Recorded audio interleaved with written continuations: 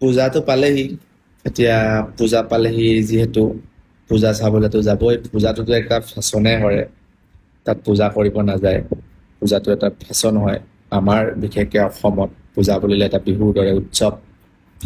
এতিয়া পূজা চাবলৈতো ছোৱালীবোৰ যাবই এতিয়া বয়ফ্ৰেণ্ড বিচাৰি ফুৰিব ভাল ভাল গাড়ী লোৱা বয়ফ্ৰেণ্ড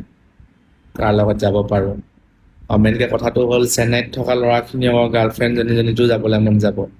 আৰু সিহঁতেও এটা নতুন বয়ফ্ৰেণ্ড ক্ৰিয়েট কৰিব নতুন বয়ফ্ৰেণ্ড এটা বনাব পূজা চাবলৈ যাব জেলপি খাব বেকা বেকা জেলপি খাব আৰু ইয়াত থকা আমাৰ চেন্নাইত থকা ল'ৰাবোৰৰ গাৰ্লফ্ৰেণ্ডে বেলেগে কোনোবাই উৰাই লৈ গুচি যাব চেন্নাইত থকা ল'ৰাখিনি কৈছোঁ পূজাত এপাক এপাক গৈ আহ নহ'লে বাটাৰফ্লাই কেনি উৰিব ধৰিব নোৱাৰিব পূজা পূজা বুলি সিহঁতি বেলেগ পূজা মানি দিব যা আৰু লগ কৰি আহ